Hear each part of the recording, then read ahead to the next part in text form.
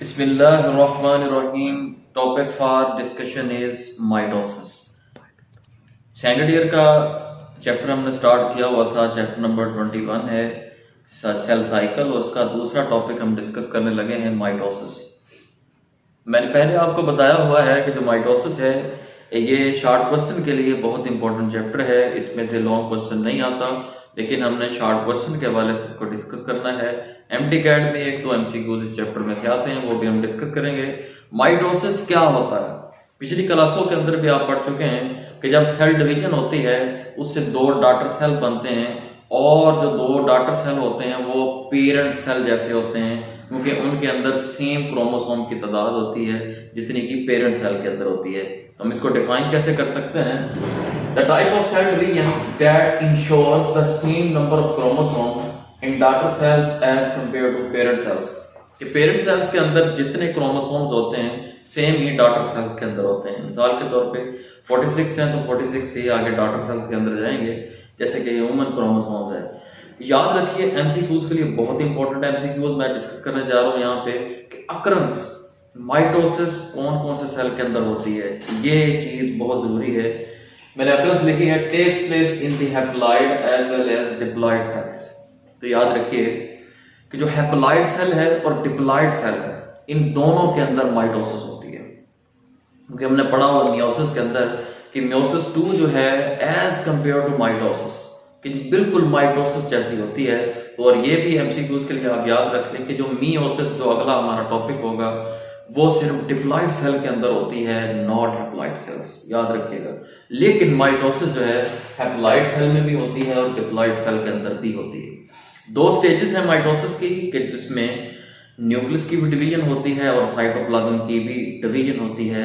जैसे कि कैरियोकाइनेसिस, इसको हम कहते हैं न्यूक्लियर डिवीजन को कहते हैं। सबसे पहले न्यूक्लियस की डिवीजन होगी, उसके बाद साइटोप्लाज्म की डिवीजन होगी, वो हम डिस्कस कर लेंगे। Prophase, metaphase, anaphase and telophase. Cytokinesis जो है इसके अंदर सेल साइटोप्लाज्मिक डिवीजन होती है, इसमें साइटोप्लाज्म की डिवीजन होती है। अहम शॉर्ट क्वेश्चन है जो कि डिफरेंस पूछा जाता है, difference between karyokinesis and cytokinesis. इससे पहले प्रोफेज, मेटाफेज, एनाफेज, टेलोफेज के ऊपर जाने से पहले बेसिक कॉन्सेप्ट हम समझेंगे कि जो कि हमें माइटोसिस के अंदर हमें प्रोफेज, मेटाफेज, एनाफेज और टेलोफेज के अंदर काम आएंगे। बेसिक कॉन्सेप्ट पहले समझ रहे हैं। Basic concept, basic structure involve in the mitosis. सबसे पहले हम डिस्कस करें व्हाट इज सेंट्रोसोम। सेंट्रोसोम किसे कहते हैं? जैसे देखें ये एक सेल है, सेल के दरमियान में न्यूक्लियस है और ऊपर सेंट्रियल प्रेजेंट है। ये जो सेंट्रियल है अगर इसको देखें तो ये जो सेंट्रियल है ये 90 का डिग्री बनाते हैं, 90 की डिग्री बनाते हैं, ठीक है, 90 की डिग्री बनाते हैं, इस तरह 90 की। और ये साइटोप्लाज्म के अंदर प्रेजेंट है उसको हम सेंट्रोस्फीयर कहते हैं।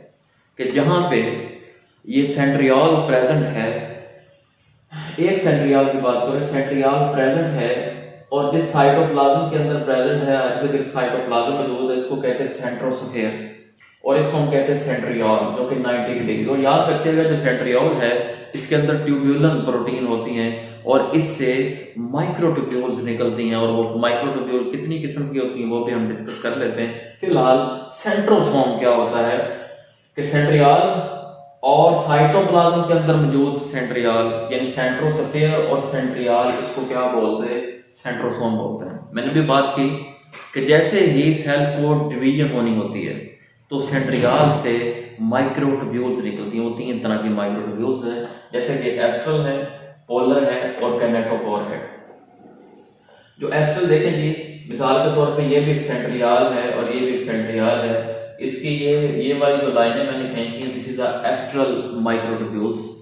उसके बाद ये जो रेड से मैंने शो की हैं, this is the polar microtubules. और जिसके साथ क्रोमाटिड अटैच है, क्रोमोसोम अटैच है, उसको हम कहते हैं कैनेटोकोर माइक्रोट्यूब्यूल्स। 3 तरह की माइक्रोट्यूब्यूल्स होती हैं, क्योंकि ये बेसिक स्ट्रक्चर पहले समझना था, फिर आपको जो है वो माइक्रोसिस समझ में आनी थी। कैनेटोकोर, पोलर और एस्ट्रल। उसके बाद हम देखेंगे क्रोमोसोम क्या होता है। याद रखिए जब सेल ने डिवाइड नहीं करना होता तो उस वक्त क्रोमोसोम को हम नहीं देख सकते। Chromosome only visible in cell division. Cell division के अंदर होते हैं, देखें क्रोमोसोम जो है ये क्रोमाटन की सूरत के अंदर होते हैं, सेल डिवीजन से पहले की बात कर रहा हूं, क्रोमाटिन। और जब ये विजिबल होते हैं जब सेल डिवाइड हो रहा होता है, सेल ने जब डिवाइड करना होता है तो फिर ये विजिबल होता है, तो इस तरह का नजर आते हैं। इसको सिस्टर क्रोमाटिड कहते हैं, इसको क्रोमाटिन कहते हैं, और एक को हम कहते हैं इस तरह, ये क्रोमाटिड है और इसके साथ एक और क्रोमाटिड हम अटैच करते हैं तो ये बन जाएगा क्रोमोसोम। इसको हम क्रोमोसोम कहते हैं, इसको सिस्टर क्रोमाटिड भी कहते हैं, इसको होमोलोगस क्रोमोसोम भी कहते हैं। और इसके साथ साथ ये जो रेड कलर से मैंने शो की, this is a protein, kinetochore protein, और इसी के साथ ही कैनेटोकोर माइक्रोट्यूब्यूल आकर अटैच होंगे।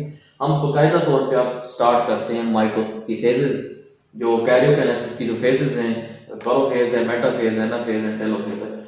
सबसे पहले अगर हम देखें प्रोफेज की, जब हम बात करते हैं प्रोफेज, तो प्रोफेज में ये देखें, ये एक सेल मैंने ड्रॉ किया है, सेल है, इसमें न्यूक्लियस है और ऊपर सेंट्रियोल प्रेजेंट है। तो ये प्रोफेज से पहले की है, अभी प्रोफेज स्टार्ट नहीं हुई, प्रोफेज से पहले की बात कर रहा हूं मैं, कि ये सेल है, सेल में न्यूक्लियस प्रेजेंट है, इसमें क्रोमाटन है, जो कि क्रोमोसोम नहीं, chromatin, this is a chromatin.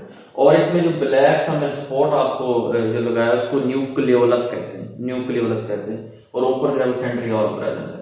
याद रखिए, जब सेल ने डिवाइड होना होता है तो सबसे पहले जो है वो क्या होता है कि जो सेंट्रियोल होते हैं ये पोलर एंड की तरफ मूव करना शुरू कर देते हैं, ये पोलर एंड की तरफ मूव करना शुरू कर देते हैं, इस तरह पोलर एंड की तरफ मूव करना शुरू कर देते हैं। सेंट्रियोल डिवाइड करते हैं, पोलर एंड की तरफ मूव करते हैं। देखें ये मूव करके यहाँ पे आ गए। फिर मैंने आपको बताया कि सेंट्रियोल से माइक्रोट्यूब्यूल्स निकलती हैं, वो तो तीन तरह की, एस्ट्रल, पोलर एंड कैनेटोकोर। याद रखिए जो कैनेटोकोर है उसके साथ क्रोमोसोम ने अटैच होना है। तो ये देखें, पहले एक न्यूक्लियस मौजूद था, उसके बाद जब सेल ने डिवाइड होना, प्रोफेज के अंदर जब इंटर होता है प्रोफेज के अंदर, तो क्या होता है कि साइटोप्लाज्म न्यूक्लियस डिसअपीयर होना शुरू हो जाता है, न्यूक्लियस डिसअपीयर होना शुरू हो जाता है। और अंदर जो क्रोमोसोम है, अंदर जो क्रोमोसोम होता है, तो सॉरी क्रोमाटन होता है, वो क्रोमोसोम की शेप के अंदर आना शुरू हो जाता है, इस तरह बिल्कुल सिस्टर क्रोमाटिड बनना शुरू हो जाते हैं। और याद रखिए जो मैंने यहाँ पे न्यूक्लियोलस ड्रा किया है, ये भी प्रोफेज के दौरान डिसअपीयर हो जाता है। तो कितनी चीज हुई, सेंट्रियोल पोलर एंड की तरफ आ गए, दोनों ऊपर मौजूद था। फिर न्यूक्लियस की जो न्यूक्लियर एनवेलप है वो डिसअपीयर होना शुरू हो गया। फिर तीसरी चीज डिसअपीयर कौन सी हुई, न्यूक्लियोलस डिसअपीयर हो गया। न्यूक्लियोलस यहाँ पे मैंने स्पॉट बनाया, आपको नजर नहीं आ रहा, न्यूक्लियोलस भी डिसअपीयर हो गया। फिर ये क्रोमाटिन क्रोमोसोम की शक्ल के अंदर आना शुरू हो गया। फिर अब यहाँ पे एक क्वेश्चन है जो कि एमटी कैट के अंदर पूछा जाता है, बुक के अंदर मेंशन नहीं किया गया, इन न्यूक्लियर एनवेलप को तोड़ने वाला कौन है, इसको ब्रेक करने वाला कौन है, वो लेमिनन प्रोटीन होती है। या आप नोट कर लीजिएगा, लेमिनन प्रोटीन होती है, ये मैंने एल लिखा हुआ है, लेमिनन प्रोटीन होती है, और जो इसको एनवेलप को तोड़ देती है। क्रोमोसोम बन गए, क्रोमोसोम बन चुके हैं, और क्रोमोसोम इसके साथ जो सेंट्रियोल है इससे फिर माइक्रोट्यूब्यूल्स निकलना शुरू हो जाती हैं। जो सेंट्रियोल यानी ये मैंने लगाई हुई है, ये वाली जो लाइनें मैंने लगाई, दिस इज एस्ट्रल, ये एस्ट्रल है, जो भी मैंने आपको बताया था एस्ट्रल, ये इसको सहारा देती हैं, सेंट्रियोल ये सहारा देती है, सपोर्ट फराहम करती है। उसके बाद जो रेड से मैंने शो की हुई है, इसको पोलर, इसको मैं पोलर कह देता हूँ, ये पोलर। उसके बाद ये जो ग्रीन से मैंने शो की हुई, इसको कैनेटोकोर माइक्रोट्यूब्यूल्स कह देते हैं, ये कैनेटोकोर है। ये 3 माइक्रोट्यूब्यूल्स बन चुकी हैं। अब कौन सी माइक्रोट्यूब्यूल के साथ क्रोमोसोम ने अटैच होना है, वो अगला हमारा टॉपिक, अगली हमारी फेज है मेटाफेज। मेटाफेज की जब हम बात करते हैं, मेटाफेज से पहले जो चीजें लिखें, क्रोमोसोम फॉर्मेशन होती है प्रोफेज में, न्यूक्लियर एनवेलप डिसअपीयर हो गया, और किसने किया, लेमिनन प्रोटीन ने। फिर क्या होगा, न्यूक्लियोलस भी डिसअपीयर हो गया, ये वाला खत्म हो गया। उसके बाद साइटोप्लाज्म उस वक्त विस्कस हो जाएगा। उसके बाद जो सेंट्रियोल है पोलर एंड की तरफ चले जाते हैं, पहले ऊपर मौजूद थे, फिर यहाँ पे चले गए, और उसके साथ माइक्रोट्यूब्यूल्स बनती हैं, एस्ट्रल बनता है जो कि सेंट्रियोल को सहारा देती हैं। उसके बाद पोलर बनती है और कैनेटोकोर माइक्रोट्यूब्यूल्स बनती हैं। उसके बाद मेटाफेज, मेटाफेज वो फेज है जिसमें न्यूक्लियर एनवेलप बिल्कुल डिसअपीयर हो चुका होता है। अब न्यूक्लियर एनवेलप नजर ही नहीं आता, सिर्फ क्रोमोसोम नजर आते हैं, सेंट्रियाल नजर आता है, इसके अलावा माइक्रोट्यूब्यूल्स नजर आती हैं। याद रखिए जो पोलर माइक्रोट्यूब्यूल्स हैं, अरे पोलर माइक्रोट्यूब्यूल्स हैं, ये एक्सपैंड होते हैं। ये देखें कि ये जो रेड से मैंने शो किए हैं, सीधा पोलर माइक्रोट्यूब्यूल्स, ये एक्सपैंड हो जाती है। जैसे ही एक्सपैंड होती हैं, जो कैनेटोकोर माइक्रोट्यूब्यूल्स हैं वो अटैच हो जाती हैं किसके साथ, क्रोमोसोम के साथ। क्योंकि क्रोमोसोम मैंने कहा जी इसके जो सेंट्रोमियर है इसके साथ एक प्रोटीन अटैच होती है जिसको कैनेटोकोर प्रोटीन कहते हैं, और उसी के साथ कैनेटोकोर माइक्रोट्यूब्यूल अटैच होती हैं।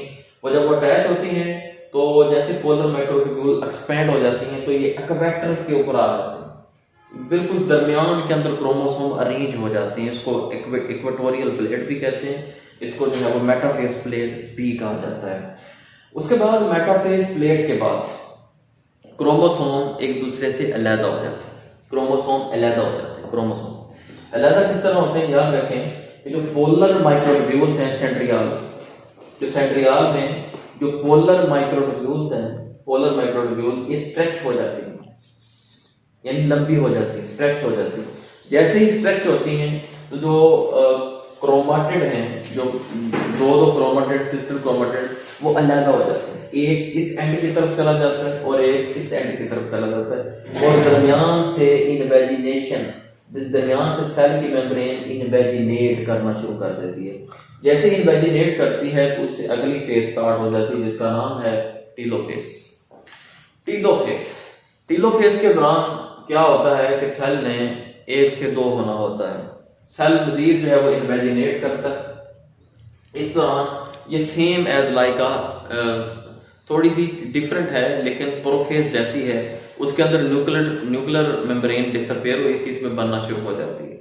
उसमें न्यूक्लियोलस डिसअपेयर हुआ था, यहाँ पे न्यूक्लियोलस बनना शुरू हो जाता है वहां। और इस दौरान टीलोफेज के दौरान क्या होता है कि दरमियान से सेल मेम्ब्रेन इन्वेजिनेट करती है और गोल्जी कम्प्लेक्स के जो वेजिकल्स होते हैं वो दरमियान में एक लाइन सी बनाते हैं जिसको फ्रैगमोप्लास्ट कहा जाता है, फ्रैगमोप्लास्ट कहा जाता है, वो बनाते हैं। और यहाँ पे साइटोकाइनेसिस होती है क्योंकि न्यूक्लियर की डिवीजन हो चुकी है, न्यूक्लियर डिवीजन के बाद जो साइटोप्लाज्म है वो अब डिवाइड होता है। आधा साइटोप्लाज्म इस सेल के अंदर आ जाएगा और आधा साइटोप्लाज्म इस सेल के अंदर आ जाएगा। जो ऑर्गेनेलिस होंगी वो भी डिवाइड होंगी, आधी ऑर्गेनेलिस इस जानब आ जाएंगी, आधी ऑर्गेनेलिस इस जानब आ जाएंगी। और उसके बाद न्यूक्लियर एनवेलप दोबारा बनेगा, फिर क्रोमेटिन बनेगा, न्यूक्लियोलस बनेगा, इधर भी न्यूक्लियोलस बन चुका है। और उसके बाद एक सेल से फिर दो सेल बन जाते हैं और ये सेल ऐसे ही होते हैं जैसे कि पेरेंट सेल होता है। तो यहाँ पे हमारी वीडियो का इख्तिताम होता है। Mitosis is very important for MCQs, MD-CAT के लिए बहुत इंपॉर्टेंट है। इस चैनल को सब्सक्राइब कर लीजिए ताकि आने वाली वीडियो का नोटिफिकेशन आप तक आसानी पहुँच सके। ओके, अल्लाह हाफिज़।